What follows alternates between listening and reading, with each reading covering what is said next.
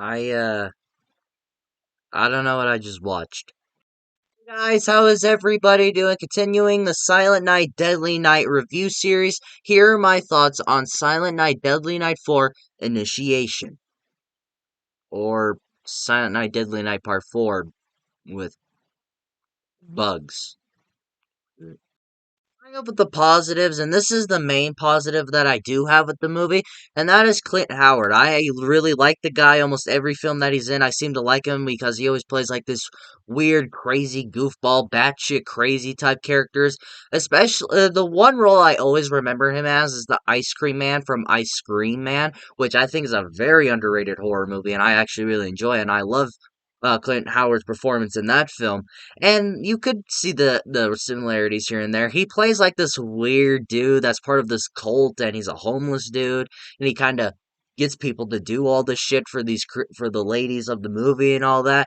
I do like Clint Howard. He's a great actor. I don't know how I feel about his character Ricky, which I don't know if it's supposed to be a nod to Ricky from Silent Night Deadly Night Parts 1 and 2, or maybe they just named him that for no fucking reason. But yeah, Clint Howard, he's cool. He's batshit crazy as always in almost every movie that he's in. But that kind of fits the tone of this movie. One dude that I actually did notice too in this movie was Reggie Bannister.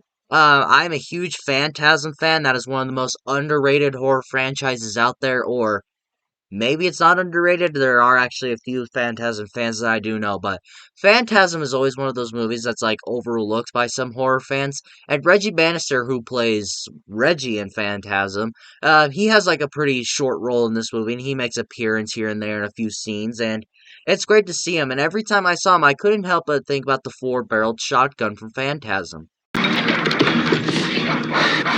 damn it.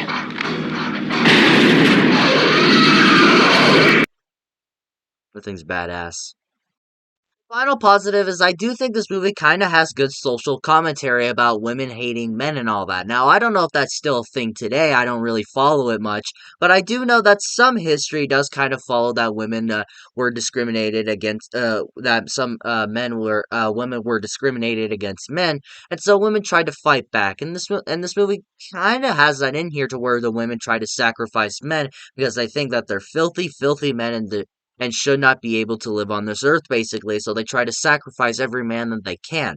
It's a batshit crazy type theme, but it kind of has a social commentary on today's day and age. Again, I don't think that's relevant today, and I don't think that girls are trying to sacrifice boys. But I wouldn't really know much. But I do think this movie kind of does have a good social commentary on that type of news type thing. I think the word I'm looking for is theme, but I don't know. But yeah, it does have that type of social commentary to where it's like one of those things that I feel that more people should talk about, and this movie does kind of give the women more power, which I don't think they would really do today and age because Hollywood and a lot of people are sexist. I might get in trouble for saying this.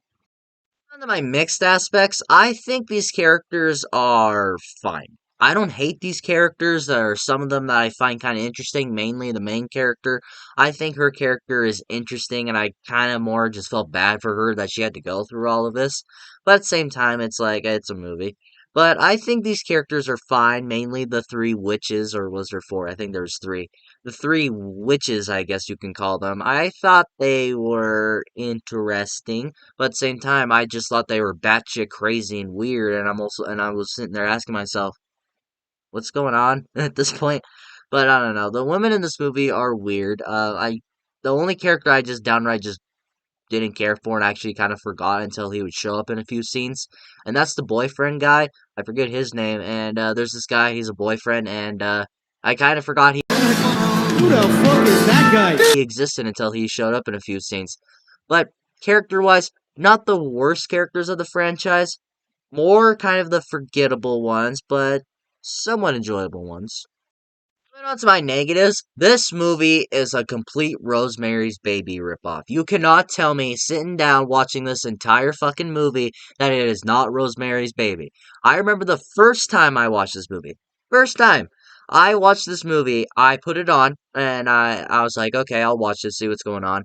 I watched it, and the entire time I was sitting there like, did I put it in like some sort of weird batshit crazy sequel about Rosemary's Baby?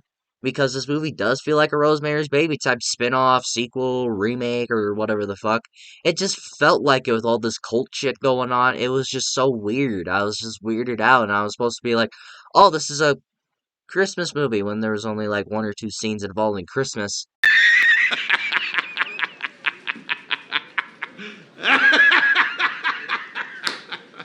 And I'm just sitting there going, are we sure this is a Christmas movie or a weird batshit crazy film? If anything, this movie could be kind of the Halloween 3 season of the Witch of the Silent Night Deadly Night franchise.